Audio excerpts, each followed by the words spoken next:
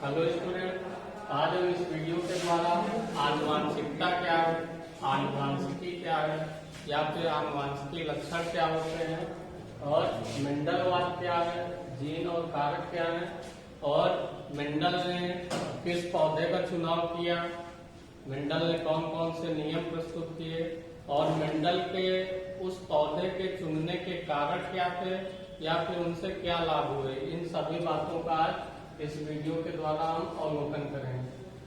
तो सबसे पहले बात यह है कि आनुवांशिक लक्षण क्या है। तो वे लक्षण जो एक पीढ़ी से दूसरी पीढ़ी पर स्थानांतरित हो जाते हैं उन्हें क्या कहते हैं, आनुवांशिक लक्षण। इसके पश्चात आनुवांशिकता क्या है, तो आनुवांशिक लक्षणों के ठीक है जनकों से संतति में यानी संतानों में पहुंचने की प्रक्रिया को हम आनुवांशिकता कहते हैं। किनका पहुंचना, आनुवांशिक लक्षणों का जनकों से यानी माता पिता से उनकी संतानों यानी संतति में पहुंचने को हम आनुवंशिकता कहते हैं। अब इसके बाद बात आती है कि आनुवांशिकी क्या है। तो ये क्या है, जीव विज्ञान की एक शाखा है। आनुवांशिकी जीव विज्ञान की शाखा है। इसे हम कैसे डिफाइन करेंगे कि विज्ञान की वह शाखा जिसके अंतर्गत आनुवांशिक लक्षणों एवं उनकी वंशागति का अध्ययन किया जाता है। किसका, आनुवांशिक लक्षणों और उनकी वंशागति, यानी कौन कौन से आनुवांशिक लक्षण होते हैं और एक पीढ़ी से अगली पीढ़ी में कैसे स्थानांतरित होते हैं। तो इसका अध्ययन क्या कहलाता है, आनुवांशिकी कहलाता है। अब अगर बात की जाए कि आनुवांशिकी शब्द का सर्वप्रथम प्रयोग किसने किया था, तो डब्ल्यू बेडसन नामक वैज्ञानिक ने आनुवांशिकी या जेनेटिक शब्द का सबसे पहले यूज किया था इस शब्द का। अगर जनक की बात की जाए तो आनुवांशिकी यानी जेनेटिक्स का जनक कौन है, तो किसे कहा जाता है, ग्रेगर जॉन मेंडल को। और इसके पश्चात जीन या कारक क्या है, तो जीन क्या है, गुणसूत्र पर ही स्थिर होते हैं, यानी गुणसूत्र पर स्थित एक रचना है जो किसी भी आनुवांशिक गुण को एक पीढ़ी से अगली पीढ़ी में वंशागत कर देता है। तो इन्हें हम क्या कहते हैं, जीन या कारक कहते हैं। और ये जीन या कारक है क्या, वंशागति की ये इकाई है। जीन शब्द का सबसे पहले प्रयोग किसने किया था या जीन शब्द किसने दिया, तो किसने दिया था, जॉनसन नामक एक वैज्ञानिक थे। उन्होंने जीन शब्द को सबसे पहले प्रयोग किया था।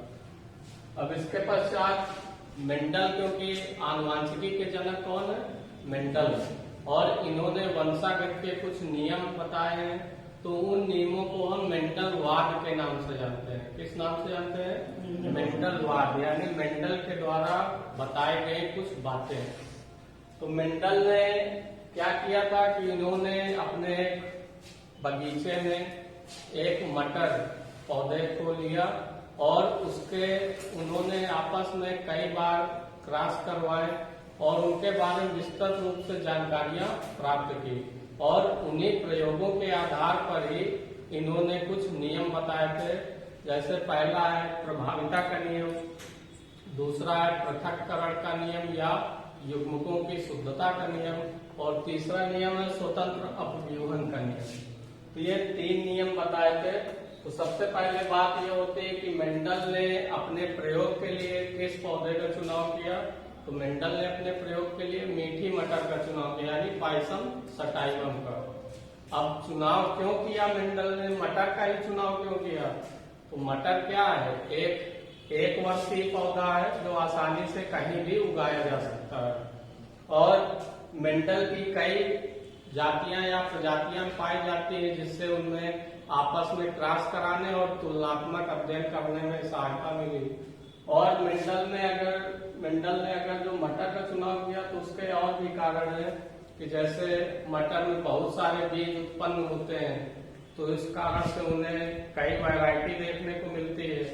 जैसे और भी इसके और कारण है, जैसे मटर का पौधा या इस प्रकार से कहे कि ये स्वपरागण ही करता है, ठीक है, इसमें परपरागण की क्रिया नहीं होती।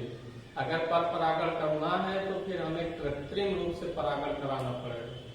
तो उसके लिए भी उन्होंने व्यवस्था की, यानी कृत्रिम रूप से भी परागण करवाया। तो इस कारण से बहुत सारे ऐसे कारण थे कि प्रयोग के लिए इन्हें मटर सबसे उपयुक्त समझ में आई। तो इन्होंने मटर के पौधे का चुनाव किया अपने प्रयोग को करने के लिए, और मटर में इन्होंने 7 जोड़ी विपरीत लक्षणों का चुनाव किया। कितने जोड़ी? 7 जोड़ी। अब वो लक्षण कौन कौन से हैं? जैसे बीज की आकृति, ठीक है, तो बीज की आकृति है, बीज का रंग है। तो इस प्रकार से 7 लक्षण थे जिनका मेंडल ने मटर के पौधे पर प्रयोग करते समय चुनाव किया था। अब इसमें इन्होंने, क्योंकि अब यहाँ पर प्रयोग करना है तो हमें उसकी दोनों बातें पता होनी चाहिए। जैसे इन्होंने कुछ प्रभावी लक्षणों को भी रखा है और कुछ अप्रभावी लक्षणों को रखा है। यानी जो मेंडल का पहला नियम है प्रभाविता का नियम, तो उसके अनुसार यही होता है कि अगर हम किसी शुद्ध जनक पौधे के मध्य क्रॉस कराते हैं, अगर मान लीजिए कि एक जोड़ी पौधों का हम चुनाव कर रहे हैं और शुद्ध पौधों के मध्य क्रॉस कराएंगे, तो उनमें से क्योंकि प्रत्येक जो भी लक्षण होता है वो जोड़े में होता है, यानी युग्मक में होता है, और युग्मक समयुग्मजी भी हो सकते हैं, विषम युग्मजी भी हो सकते हैं। तो समयुग्मजी युग्मक जो होते हैं वो हमेशा शुद्ध होते हैं, और विषम युग्मजी युग्मक जो होते हैं वो अशुद्ध या संकर होते हैं। तो इन्होंने जैसे कोई भी अब गुणसूत्र है या जीन है तो वो एक जोड़े में होते हैं, तो जोड़े में से एक लक्षण प्रभावी होता और दूसरा अप्रभावी होता। तो इन्होंने जितने भी प्रयोग किए हैं, जैसे मान लीजिए कि पौधे की लंबाई के लिए इन्होंने अगर क्रॉस करवाया तो शुद्ध लंबे और शुद्ध बौने पौधे के मध्य, तो उसके बाद क्या होगा? पहली पीढ़ी में तो सभी संकर लंबे पौधे प्राप्त होंगे, तो दोनों एक साथ उपस्थित होंगे। कैपिटल टी यानी लंबापन, स्मॉल टी यानी बौनापन, और इनके मध्य अगर हम क्रॉस कराते हैं तो कैपिटल टी क्या है? शुद्ध लंबा है, ठीक है। जनक कैसे होने चाहिए? शुद्ध होने चाहिए। और स्मॉल टी भी शुद्ध बौना होगा, ठीक है। तो यानी शुद्ध जनक पौधों के मध्य क्रॉस कराना है, और दोनों विपरीत होने चाहिए, विपरीत लक्षण वाले होने चाहिए। तो इन्होंने प्रयोग में क्या किया है कि 2 विपरीत यानी 2 तुलनात्मक लक्षणों का चुनाव किया है, जिनमें से एक प्रभावी होता और एक अप्रभावी होता है। अब अगर बीज की आकृति की बात की जाए तो इसमें जो गोल, अब बीज कैसा हो सकता है? गोल भी हो सकता है, झुर्रीदार भी हो सकता है। तो गोल जो लक्षण है वो प्रभावी है, और झुर्रीदार जो लक्षण है वो अप्रभावी है।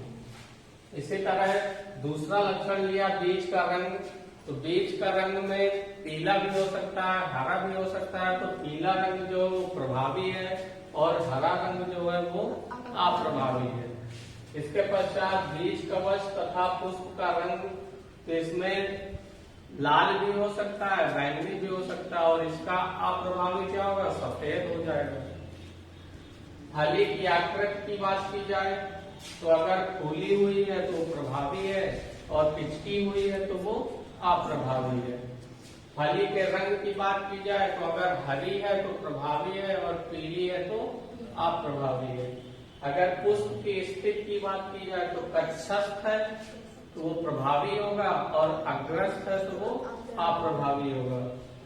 अगर पौधे की लंबाई की बात की जाए तो लंबापन प्रभावी होगा और बौनापन अप्रभावी होगा। तो इन्होंने जितने भी ये प्रयोग किए हैं इन्हीं लक्षणों को ध्यान में रखकर इन्होंने प्रयोग किया है। यानी अब जैसे मेंडलवाद में 2 मत प्रमुख रूप से है कि एक संकर क्रॉस क्या है, द्विसंकर क्रॉस क्या है। तो एक संकर क्रॉस क्या है? जब हम एक जोड़ी तुलनात्मक लक्षणों को ध्यान में रखकर शुद्ध जनक पौधों के मध्य क्रॉस कराते हैं तो इसे हम एक संकर क्रॉस या एक संकर संकरण कहते हैं। कितने जोड़ी? एक जोड़ी अगर विपरीत लक्षणों को ध्यान में रखकर हम शुद्ध जनक पौधों में क्रॉस कराते हैं जिसे हम एक संकर क्रॉस कहते हैं। अब द्विसंकर क्रॉस क्या है? जब हम 2 जोड़ी तुलनात्मक लक्षणों को ध्यान में रखकर शुद्ध जनक पौधों के मध्य क्रॉस कराते हैं तो उसे हम द्विसंकर संकरण कहते हैं। अब ये एक संकर संकरण और द्विसंकर संकरण हम इनमें से किसी भी लक्षण के साथ में ले सकते हैं, ठीक है। अब जैसे मान लिया एक संकर क्रॉस की बात की जाए तो एक संकर क्रॉस में मान लिया हमने इसके पौधे की लंबाई का लक्षण देखकर हमने क्रॉस कराया, तो हम क्योंकि हमने विपरीत लक्षण वाले लेने हैं और शुद्ध लेने हैं, तो हमने लंबापन और बौनापन का लक्षण चुन लिया। अब हम एक पौधा लेंगे लंबेपन वाला और एक पौधा लेंगे बौनेपन वाला, लेकिन दोनों कैसे होने चाहिए? शुद्ध होने चाहिए। तो मान लीजिए कि हमने लंबेपन को कैपिटल टी से प्रदर्शित किया और बौनेपन को स्मॉल टी से प्रदर्शित किया। इसके बाद जब क्रॉस कराएंगे तो एक तरफ हमने लिख लिया कैपिटल टी, एक तरफ लिख लिया स्मॉल टी। कैपिटल टी से स्मॉल टी में कराएंगे तो capital T small T, capital T से स्मॉल टी में कराएंगे तो कैपिटल टी स्मॉल टी, और कैपिटल टी से स्मॉल टी में कराएंगे तो कैपिटल टी स्मॉल टी, और कैपिटल टी से स्मॉल टी में कराएंगे तो कैपिटल टी स्मॉल टी। तो इस प्रकार से हमें 4 पौधे प्राप्त होते हैं और चारों कैसे हैं? एक ही जैसे हैं। अब यहाँ पर क्या है? कैपिटल टी शुद्ध लंबे थे और स्मॉल टी शुद्ध बौने हैं। लेकिन जो इनके द्वारा नई पीढ़ी, यानी ये कौन सी पीढ़ी हो गई? ये पैतृक पीढ़ी यानी P1 पीढ़ी हो गई।